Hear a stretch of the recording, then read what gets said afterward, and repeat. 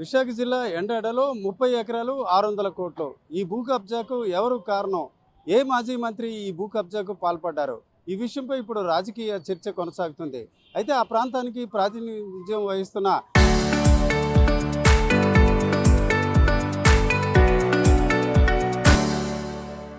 Bheemili MLA మాజీ మంత్రి గంటా శ్రీనివాసరావు మాత్రం ఒక అడుగు ముందుకే వేశారు. విశాఖ జిల్లా కలెక్టర్ కూడా ఒక లేఖ రాశారు.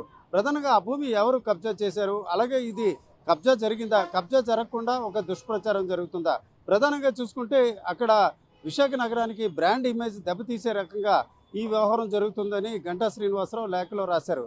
అయితే ఒక రకంగా ఈ అంశాన్ని ఏదైతే కూటమికి దగ్గరగా ఉన్న వర్గాలే ఒక రకంగా ప్రచారం చేస్తున్నాయి. రాజకీయంగా ఈ చర్చ జరుగుతుందా అన్న అనుమానాలు కూడా వ్యక్తమవుతున్నాయి. అయితే ఇదే అంశంపై ఇప్పుడు వైఎస్ఆర్సీపీ కూడా తీవ్రంగా ఆరోపణలు చేస్తుంది. ఎవరా మాజీ మంత్రి? 30 ఎకరాలు 600 కోట్ల రూపాయల విలువ చేసే ఈ భూమి కబ్జా చేసే వ్యక్తుల్ని గుర్తించాలి.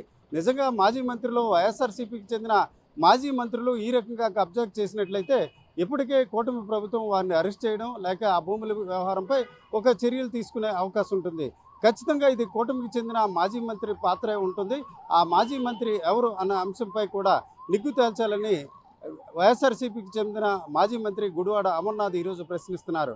ఏదేమిటికి ఇటు కూటమి టీడీపీ, అలాగే జనసేన, అలాగే వైఎస్ఆర్సీపీ ఈ పార్టీల మధ్య నలుగుతున్న ఈ వ్యవహారంపై ప్రజలు కూడా కొంత ఆసక్తి చూపుతున్నారు. ఇంతకీ ఆ మాజీ మంత్రి ఎవరు? ఆ మాజీ మంత్రి దాదాపుగా 600 కోట్ల రూపాయలు విలువ చూసే భూమిని ఏ రకంగా కబ్జా చేస్తారు? నిజంగా కబ్జా జరగనట్లయితే దానికి ప్రచారం చేసిన వ్యక్తులకు ఎందుకు చేస్తున్నారు అనే కోణంలో కూడా విచారణ జరిపించాల్సిన బాధ్యత ఉంది. ఏదేమిటికి ఆ ప్రాంతానికి ప్రాతినిధ్యం వహిస్తున్న గంటా శ్రీనివాసరావు లేఖ రాయడం ద్వారా ఎండాళ్ళలోని మొత్తం చూసుకుంటే ఈ 30 ఎకరాలు 600 కోట్ల రూపాయల విలువ చేసే ఈ అంశంపై జిల్లా కలెక్టర్ చొరవ చూపించి నిజంగా కబ్జా జరిగినట్లయితే ఆ కబ్జాకు గురి చేసిన వ్యక్తులపై చర్య తీసుకోవాల్సిన అవసరం ఉంది.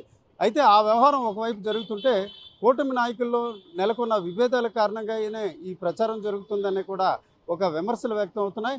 ఏదేమిటికి ఈ అంశాన్ని ఒక రాజకీయ అంశంగా కూడా వైఎస్ఆర్సీపీ కూడా తీసుకొని ముందుకు వెళ్తున్న వాతావరణం విశాఖలో కనిపిస్తుంది. కెమెరా పర్సన్ తిరుపతితో రామచంద్ర, ఆర్టీవీ, విశాఖపట్నం.